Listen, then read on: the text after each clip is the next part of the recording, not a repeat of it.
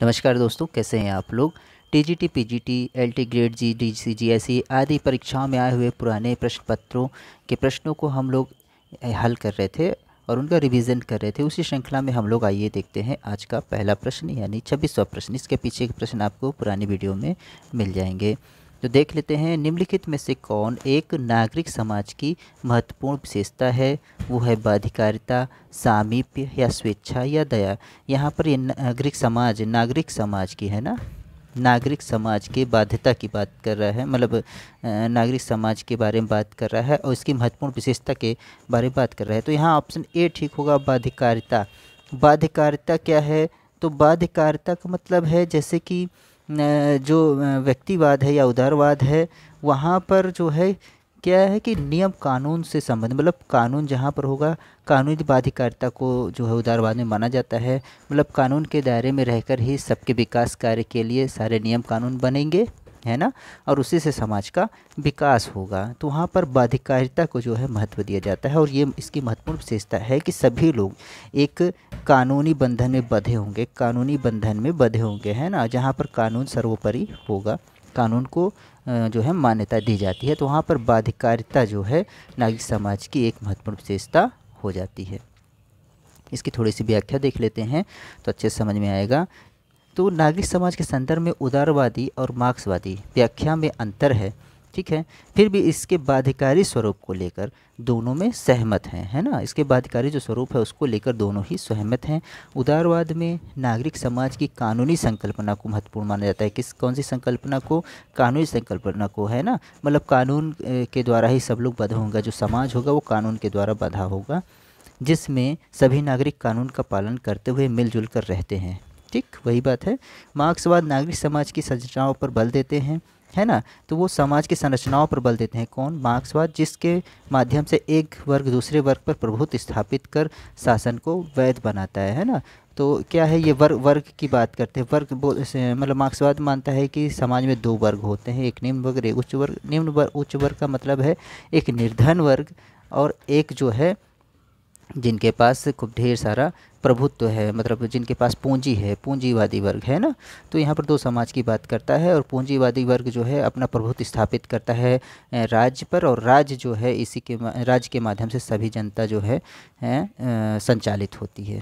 ठीक है, यहाँ भी तो कानून की बात कर रहे हैं वो भी। तो एक बाध्यता की बात हो रही, मतलब बाध्यता जो है आपकी उदारवाद में भी है, मार्क्सवाद में भी है, और इसी को लेकर दोनों जो है सहमत भी हैं, है ना। तो यहाँ पर नागरिक समाज की एक विशेषता क्या हो जाएगी कि बाध्यकारिता, मतलब कि कानून की बाध्यकारिता वहाँ पर इम्पॉर्टेंट है। तो देख लेते हैं अगला प्रश्न।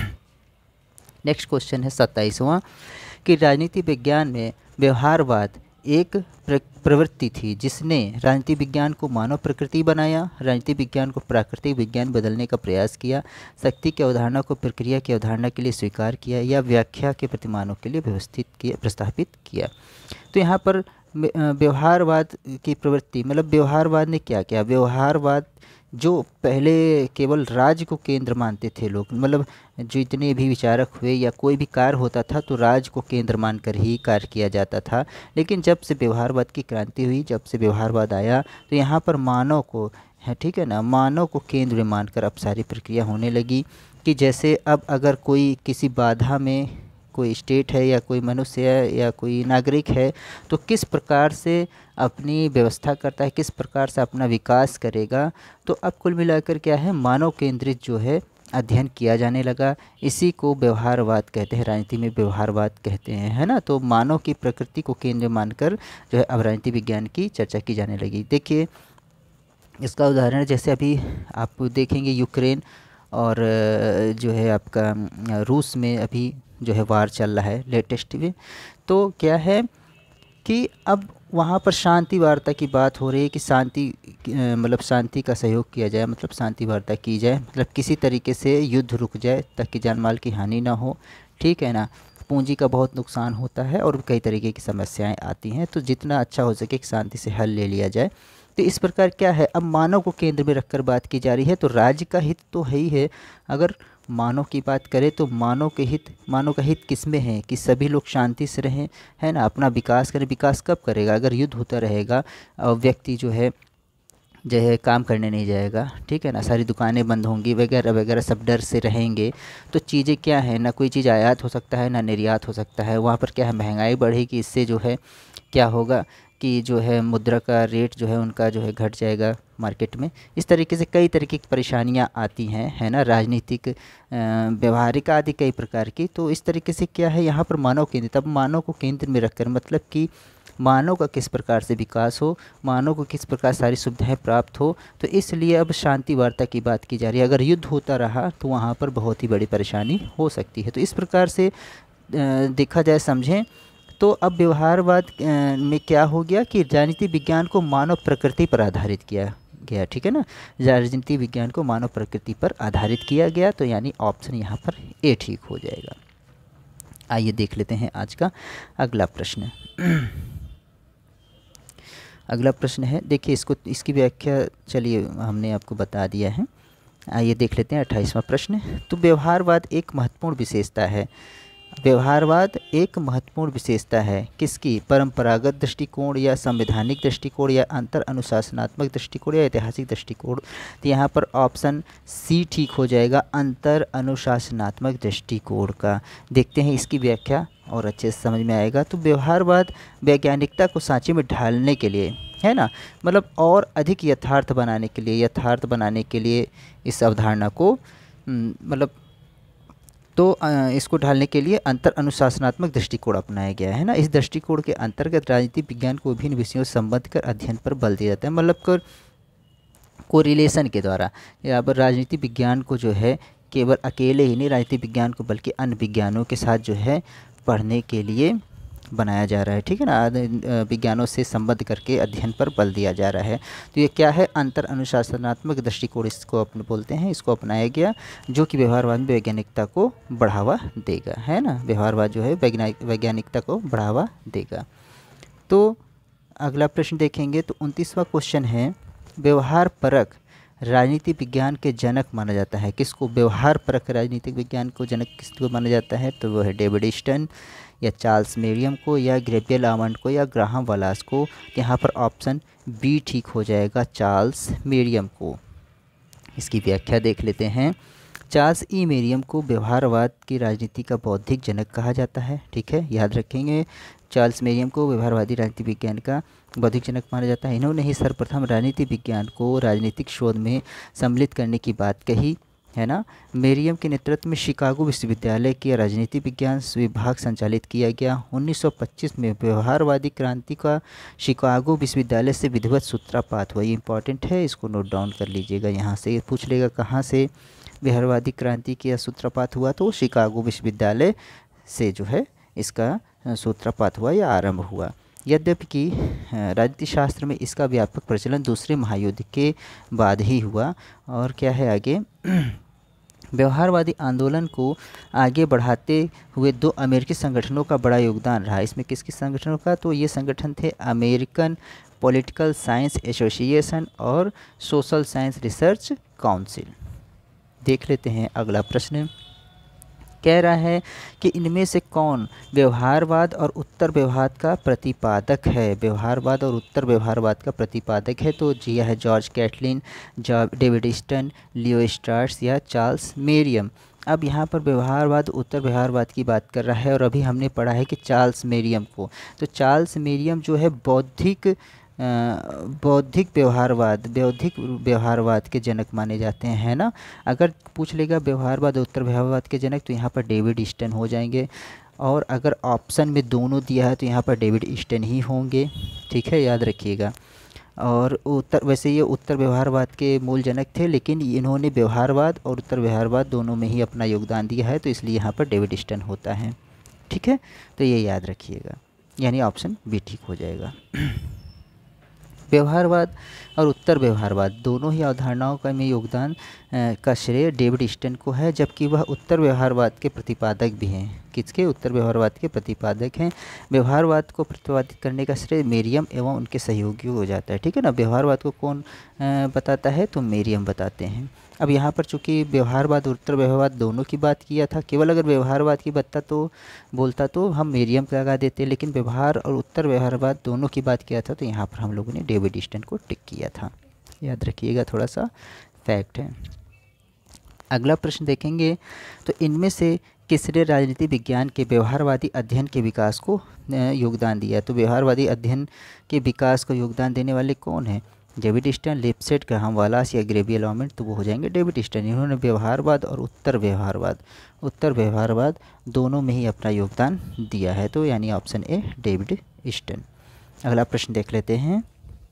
32वां क्वेश्चन है कि राजनीति शास्त्र के अध्ययन के व्यवहारवादी उपागम के विकास के लिए उत्तरदायी राजनीतिक वैज्ञानिक कौन थे। उत्तरदायी राजनीतिक वैज्ञानिक व्यवहारवादी का उपागम के लिए तो कौन थे वो? कार्ल पॉपर, लॉर्ड बाइस या डेविड स्टर्न या एमिल बोरेल। तो ऑप्शन सी ठीक हो जाएगा, डेविड स्टर्न। ठीक है ना, ये व्यवहारवादी उपागम के विकास के लिए इन्होंने कार्य किया। तो यहाँ पर ऑप्शन सी डेविड स्टर्न। याद रखिएगा, अब ये इसी तरीके से देखिए कई क्वेश्चन पूछ रहा है बना करके, थोड़ा सा ध्यान से पढ़ेंगे तो आपको ये आ जाएगा। अगला क्वेश्चन है कि द्वितीय महायुद्ध के पश्चात व्यवहारवादी विचारधारा को विकसित करने का श्रेय किसको है? व्यवहारवादी विचारधारा को जो है विकास करने का श्रेय वो भी कब? सेकेंड वर्ल्ड वार के बाद में जो है, तो वो अमेरिकी राजनीतिक विचारकों को है या रूसी राजनीतिक विचारकों है या एशियाई राजनीतिक विचारकों को है या अफ्रीकी। तो ऑप्शन ए अमेरिकी राजनीतिक विचारकों को इसका श्रेय दिया जाता है व्यवहारवाद के विकास के लिए। तो ऑप्शन ए ठीक हो जाएगा। व्याख्या देख लेंगे थोड़ा सा।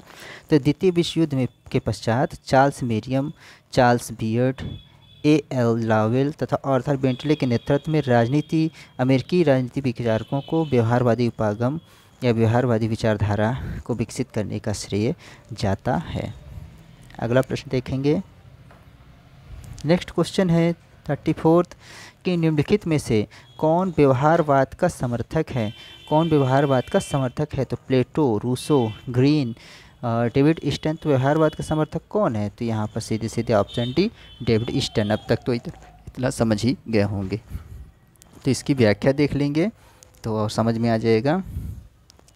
व्यवहारवाद के उद्भव, विकास और संशोधन में डेविड स्टर्न का महत्वपूर्ण योगदान है। ठीक है ना, व्यवहारवाद के उद्भव में, विकास में और संशोधन में सबसे ज़्यादा योगदान किसका है? तो डेविड स्टर्न का है। क्यों? क्योंकि उद्भव में जब व्यवहारवाद की वहाँ पर बात होती है, तब वहाँ डेविड स्टर्न ने पूरा अपना जो है महत्वपूर्ण भूमिका निभाई है। इसके बाद उसका विकास किया है, उसके विकास महत्वपूर्ण भूमिका निभाई है और विकास करके उत्तर व्यवहारवाद की बात की उन्होंने। उत्तर व्यवहारवाद को इन्होंने धारणा को रखा है ना, संशोधन के बाद उत्तर व्यवहारवाद की धारणा को इन्होंने रखा था। तो ये डेविड स्टर्न बहुत ही महत्वपूर्ण है व्यवहारवाद, उत्तर व्यवहारवाद से संबंधित। ठीक है ना, इन्होंने अपने पुस्तक the political system, very important, इसको भी नोट डाउन करिएगा, में व्यवहारवाद के व्यापक विश्लेषण को किया है।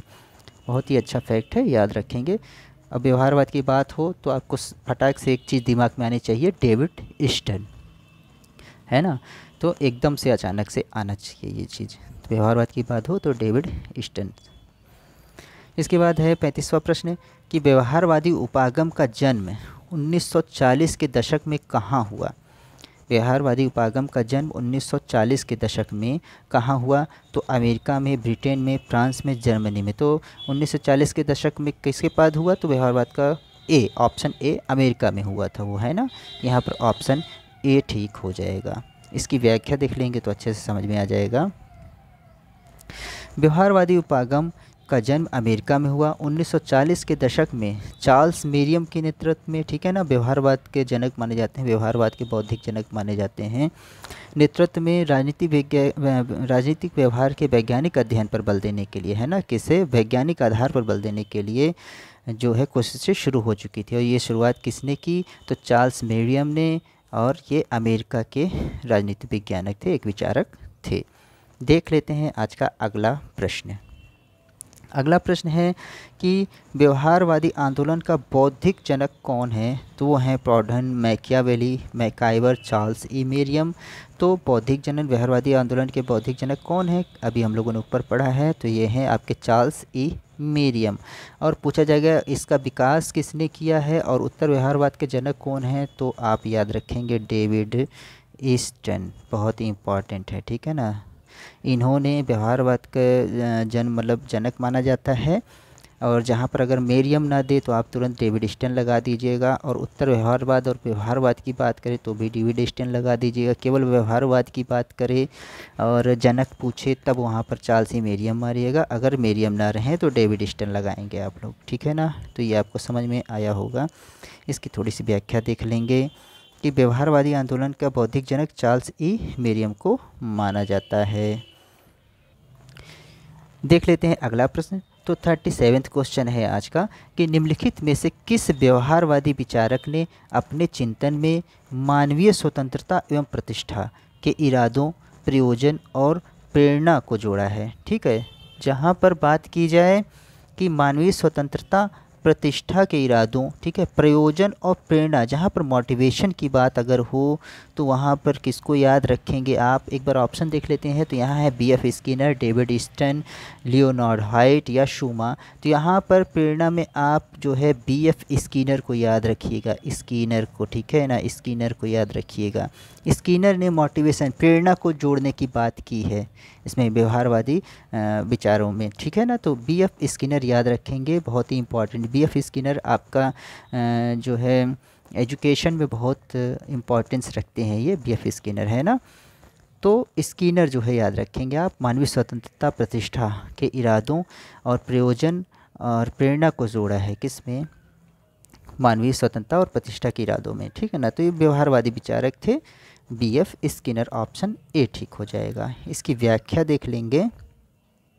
तो बीएफ स्किनर जो है एक अमेरिकी मनोवैज्ञानिक, व्यवहारवादी एवं सामाजिक दार्शनिक तथा एक कुशल शिक्षा मनोवैज्ञानिक थे, ठीक है ना। देखिए अभी मैंने आपको बताया तो शिक्षा मनोवैज्ञानिक थे। उन्होंने कबूतर एवं चूहे पर अपना प्रयोग करके क्रिया प्रसूत अनुबंधन का सिद्धांत दिया है। देखिए जो भी बीएड वगैरह करके आप जो टेट वगैरह देते हैं, टेट, सुपर टेट, उसमें इनका स्किनर का सिद्धांत बहुत पूछा जाता है, बहुत ज़्यादा पूछा जाता है और उसका नाम है क्रिया प्रसूत अनुबंध का सिद्धांत। हालांकि ये आपके राजनीति विज्ञान में बहुत ज़्यादा है नहीं है, लेकिन फिर भी स्किनर क्या थे, व्यवहारवादी एक विचारक थे। और जहाँ पर मोटिवेशन की बात आ जाए कि व्यवहारवादी मोटिवेशन की बात कौन करता है तो वहाँ पर आप स्किनर लगा दीजिएगा, है ना। तो तथा अपने शोध के माध्यम से मानवीय स्वतंत्रता, प्रतिष्ठा, प्रयोजन एवं प्रेरणा का महत्वपूर्ण विचार दिया है, तो याद रखिएगा।